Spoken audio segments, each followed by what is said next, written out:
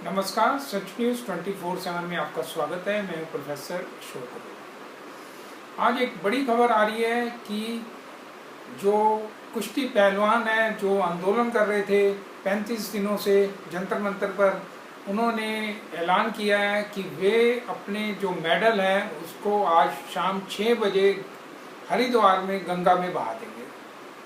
बेहद ही हैरान करने वाली खबर है कि जो मेडल खिलाड़ियों ने जीते थे, अपनी मेहनत से जीते थे, देश का नाम रोशन किया था, आज उन्हें वो गंगा में बहाने जा रहे हैं।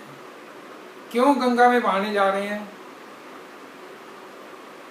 ये उन्होंने विस्तार से लिखा है। एक पत्र लिखा है साक्षी मलिक, बजरंग पुनिया और विनेश फोगाट ने। तो पत्र क्या लिखा है आप भी इसे सुने जरा और फिर इस पे बात करते हैं। 28 मई को जो हुआ वह आप सबने देखा।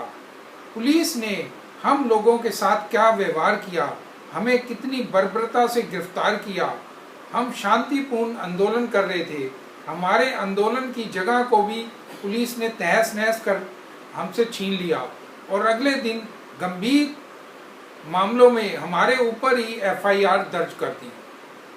क्या महिला पहलवानों ने अपने साथ हुए यौन उत्पीड़न के लिए न्याय मांगकर कोई अपराध कर दिया है? पुलिस और तंत्र हमारे साथ अपराधियों जैसा व्यवहार कर रही है,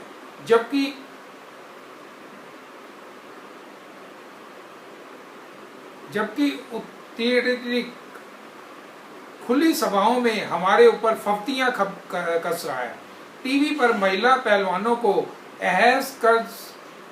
सहज कर देने वाली अपनी घटनाओं को कबूल करके उनको ठहाकों में तब्दील कर दे रहा है। यहाँ तक कि पॉस्को एक्ट को बदलवाने की बात सरेआम कह रहा है। हम महिला पहलवान अंदर से इतना ऐसा महसूस कर रही हैं कि इस देश में हमारा कुछ बचा नहीं है। हमें वे पल याद आ रहे हैं जब हमने ओलंपिक वर्ल्ड चैंपियनशिप में मेडल जीते थे। अब लग रहा है क्यों जीते थे। क्या इसलिए जीते थे कि तंत्र हमारे साथ घटिया व्यवहार करे, हमें घसीटे और फिर हमें ही अपराधी बना दे। कल पूरा दिन हमारी कई महिला पहलवान खेतों में छिपती फिरी हैं। तंत्र को पकड़ना उत्पीड़क को चाहिए था, लेकिन पीड़ित महिलाओं को उनका धरना खत्म करवाने, उन्हें तोड़ने और डराने में लगा हुआ है। अब लग रहा है कि हमारे गले में सजे इन मेडलों का कोई मतलब ही नहीं रह गया है। इनको लौटाने की सोचने भर से ही हमें मौत लग रही थी, लेकिन अपने आत्मसम्मान के साथ समझौता करके भी क्या जीना। यह सवाल आया कि किसे लौटाएं। हमारी राष्ट्रपति को, जो खुद एक महिला है, मन ने ना कहा, क्योंकि वह हमसे सिर्फ 2 किलोमीटर बैठी, सिर्फ देखती रही, लेकिन कुछ भी बोली नहीं। हमारे प्रधानमंत्री को, जो हमें अपने घर की बेटियां बताते थे, मन नहीं माना, क्योंकि उन्होंने एक बार भी अपने घर की बेटियों की सुध बुध नहीं ली।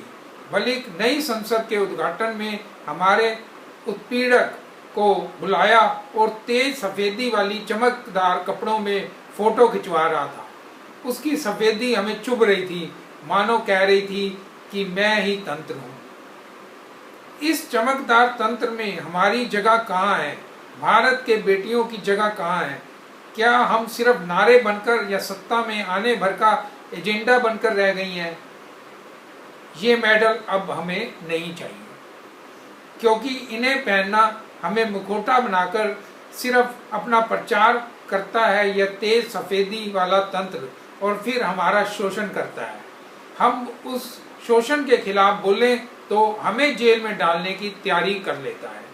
इन मेडलों को हम गंगा में बहाने जा रहे हैं, क्योंकि वह गंगा माँ है। जितना पवित्र हम गंगा को मानते हैं, उतनी पवित्रता से हमने मेहनत कर इन मेडलों को हासिल किया था।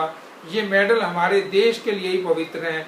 पवित्र मेडलों को रखने की सही जगह पवित्र माँ गंगा ही हो सकती है, ना कि हमें मुकोटा बना फायदा लेने के बाद हमारे उत्पीड़क के साथ खड़ा होने वाला हमारा अपवित्र तंत्र। मेडल हमारी जान है, हमारी आत्मा है, उनके गंगा में बह जाने के बाद हमारे जीने का भी कोई मतलब नहीं रह जाएगा। इसलिए हम इंडिया गेट पर आमरण अनशन पर बैठ जाएंगे। इंडिया गेट हमारे उन शहीदों की जगह है जिन्होंने देश के लिए अपनी देह त्याग दी। हम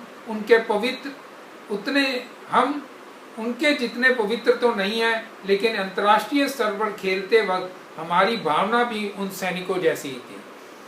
अपवित्र तंत्र अपना काम कर रहा है और हम अपना काम कर रहे हैं। अब लोग को सोचना होगा कि वह अपनी बेटियों के साथ खड़े हैं या इन बेटियों का उत्पीड़न करने वाले उस तेज सफेदी वाले तंत्र के साथ। आज शाम 6 बजे हम हरिद्वार में अपने मेडल गंगा में प्रवाहित कर देंगे। इस महान देश के हम सदा आभारी रहेंगे। तो सुना आपने, ये पत्र लिखा है बजरंग पुनिया, साक्षी मलिक और दिनेश फोगाट। कितने शर्म की बात है, और कि अगर आज ये मेडल जो ओलंपिक में जीते थे हमारे पहलवानों ने, एशियन गेम्स में जीते थे, कॉमनवेल्थ में जीते थे, उन्हें गंगा में बहा दिया जाएगा। शर्म से डूब मरने वाली बात है ये सरकार के लिए। अगर सरकार आज इसको नहीं रोक पाई तो बहुत बड़ा कलंक लग जाएगा, अंतर्राष्ट्रीय स्तर पर बदनामी होगी भारत की कि जो अंतर्राष्ट्रीय स्तर पर मेडल जीत के लाए थे पहलवान, वो न्याय की तो मांग कर रहे थे, उनको न्याय नहीं देना, ना देकर उनके मेडल ही गंगा में बहाने पड़ गए। तो बेहद ही अफसोस वाली ये बात है।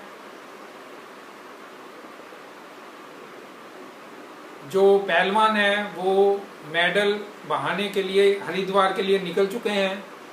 अब वहाँ क्या होगा ये थोड़ी देर में पता लग ही जाएगा, लेकिन मुझे नहीं लगता कि सरकार अब भी जागे। पिछले 35 दिन से मैं भी इस स्टोरी को कवर कर रहा हूँ, इन पहलवानों के इंटरव्यू भी लिए हैं, सब देखा है, लेकिन सरकार जो है वो भारतीय जनता पार्टी के जो सांसद बृजभूषण शरण सिंह है उसको बचाने पे लगी हुई है। एक आम आदमी अगर किसी लड़की को छेड़ देता है तो पुलिस रातों रात उसको गिरफ्तार करके ले जाती है, उठा के ले जाती है, थाने में बंद कर देती है। 15 दिन तक तो उसकी जमानत भी नहीं होती, जबकि इतनी गंभीर धाराएं पॉक्सो एक्ट में मामला दर्ज होने के बाद, जिसमें नाबालिग से उसने छेड़खानी की, और आज इन महिलाओं ने जब आवाज उठाई तो इन महिलाओं को ही धरने से हटा दिया गया, उनको बदनाम किया जा रहा है, उनको कहा जा रहा है कि आप राजनीति कर रही हैं। कितने शर्म की बात है हमारे देश के लिए। क्या हमारा देश, जो प्रधानमंत्री ये कहते हैं बेटी पढ़ाओ बेटी बचाओ, इस तरह से बेटियां पढ़ेंगी? जब बेटियां बचेंगी नहीं तो पढ़ेंगी कैसे? अब पहलवानों ने कहा है कि वो मेडल बहाने के बाद आमरण अनशन पे बैठ जाएंगी इंडिया गेट। अगर इन पहलवानों को कुछ होता है तो क्या प्रधानमंत्री देश की जनता को या विदेश में अपना मुंह दिखा पाएंगे? शर्म आनी चाहिए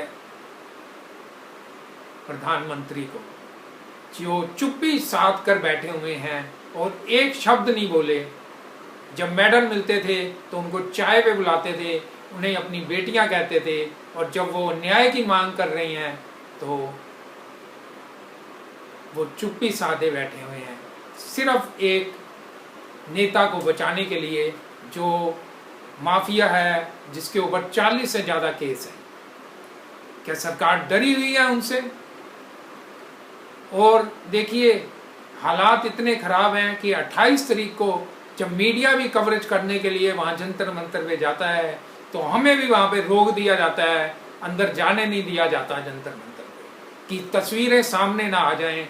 जो वो टेंट उखाड़े जा रहे थे, बेटियों को घसीटा जा रहा था, वो तस्वीरें कहीं सामने ना आ जाए। लेकिन वो तस्वीरें आई क्योंकि कई चैनल वाले वहाँ मौजूद थे, उन्होंने वो तस्वीरें ले ली। तस्वीरें कभी छुपती नहीं हैं, सामने आती आती हैं। लेकिन सरकारें भी टिकती नहीं हैं, सरकारें भी आती जाती रहती हैं। तो ये 2024 के लिए भी मोदी सरकार जो सोच रही है कि उसे जनता का पूरा साथ मिलेगा, जैसे 9 साल सरकार चलाई है, तो ये उसकी बहुत बड़ी भूल होगी। जो जनता एक पार्टी को जिता कर सत्ता में ला सकती है, वो उसको उतार भी सकती है। तो प्रधानमंत्री को चाहिए तुरंत कार्रवाई करते हुए इन बच्चियों को मेडल ना फेंकने दिया जाए, गंगा में ना बहाने दिया जाए, और इनको रोका जाए, इनसे बात की जाए और समाधान निकाला जाए। अगर समाधान सरकार नहीं निकाल पाती तो सरकार को बेटियों को विश्वास दिलाना चाहिए कि उन्हें न्याय मिलेगा। लेकिन सरकार ने तो एक बार उनसे बात तक नहीं की, कोई नेता वहां तक नहीं गया। इस समय 4 बजने का टाइम है, 6 बजे हरिद्वार में ये मेडल बहाने जा रही हैं। देखते हैं क्या होता है। उम्मीद करेंगे कि ये दिन ना आए और वो मेडल ना बहा पाए, क्योंकि मेडल एक बार बह गए तो देश की इज्जत भी मिट्टी में मिल जाएगी, कलंक लग जाएगा देश पर कि जिन खिलाड़ियों ने इतना मान किया, आज उनको मेडल बहाने पड़ रहे हैं क्योंकि सरकार उनको न्याय दिलाने में असमर्थ। आप क्या सोचते हैं कमेंट बॉक्स में लिखिए और इस वीडियो को ज़्यादा से ज़्यादा शेयर करिए। नमस्कार।